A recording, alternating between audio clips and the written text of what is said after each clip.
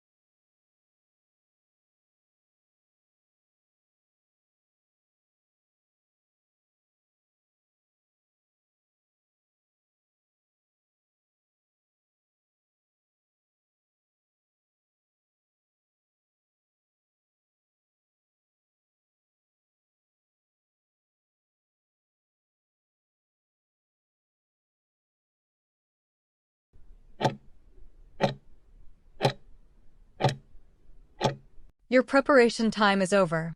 You can now start your role play. Good morning, Mihiraa. Thank you for coming in today. Before we begin, how have you been feeling generally, and how are you managing with everything at the moment? Good morning, Nurse Rayali. Honestly, I've been feeling a bit tired lately, and I noticed my sugar readings have been higher than usual even though I've been sticking to my diet and taking my tablets regularly. I'm glad you shared that with me, Mihiraa, and I understand it can feel a little worrying when your readings start changing despite doing everything right. Today's visit is specifically about that. Doctor has reviewed your recent blood glucose results, and we're going to talk about starting insulin injections. What I'd like to do is guide you through why this step is needed and then help you practice giving the injection yourself, with me supervising, so you feel confident doing it on your own. Before we go further, how do you feel about the idea of starting insulin? To be honest, I'm a little nervous. I've never given myself an injection before, and I'm worried it might hurt or that I might do it wrong. That's a very natural feeling, Mihiraa, and many patients feel exactly the same way when they first hear about insulin. So please don't worry. Let me explain why this change is necessary at this stage. Your tablets have worked well for you until now, but your body's insulin needs have increased, and the oral medication alone is no longer bringing your sugar levels down enough. The reason we can't simply increase the tablets further is that insulin itself cannot be taken by mouth, because your stomach would break it down before it has any chance to work, just like it breaks down food. That's why insulin needs to be given as an injection under the skin, so it goes directly into the body and starts working the way it should. Oh, I see. I didn't realize the stomach would actually destroy it if I took it as a tablet. That makes sense now. But nurse, I'm anxious about injecting it myself. I'm afraid I might not do it correctly or that it'll be painful. I'm glad that's clearer for you now, Mihiraa. Let's talk about how you'll manage giving the injections yourself, because I know that's the part making you a little anxious, and I want to reassure you that you won't be doing this alone today. I'll guide you through every single step, and we'll practice together as many times as you need until you feel confident. So there's no pressure to get it perfect on the first try. Let me walk you through the technique itself. First, you'll always wash your hands thoroughly before handling the injection to keep things clean and prevent infection. Then, you'll gently pinch a fold of skin, usually on your abdomen or thigh, using your thumb and fingers. Holding the syringe like a pen, you'll insert the needle at an angle of about 45 to 90 degrees, depending on the needle length, and once it's in, you'll hold it in place for about 5 to 10 seconds before withdrawing it slowly. This ensures the full dose is delivered properly. That's helpful to hear step by step like that. I think I can manage it if you show me first and then watch me try. That's exactly the plan, Mihiraa, and it's a good sign that you're already thinking about how to do this safely. There's one more important thing I need to mention about where you inject. It's very important to rotate the injection site each time, moving between different areas such as the abdomen, thighs, or upper arms, rather than injecting in the same spot repeatedly. This is because repeated injections in one place can cause small lumps to form under the skin, and these lumps can actually make it harder for your body to absorb the insulin properly, which could affect your blood sugar control.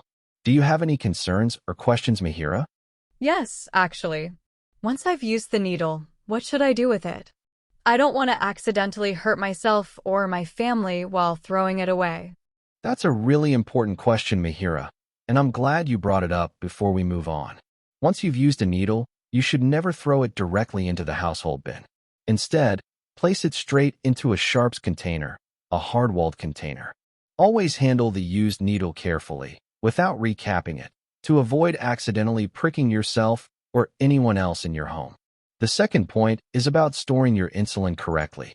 Any insulin you haven't opened yet should be kept in the refrigerator, while the one you're currently using can be kept at room temperature, but away from direct sunlight or heat, as this can damage it.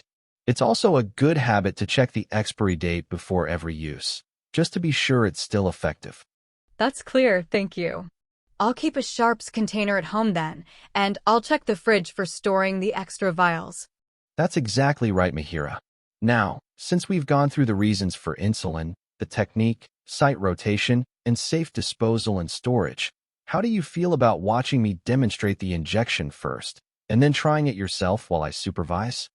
I think I'm ready to watch you do it first, and then I'll try it myself with your guidance.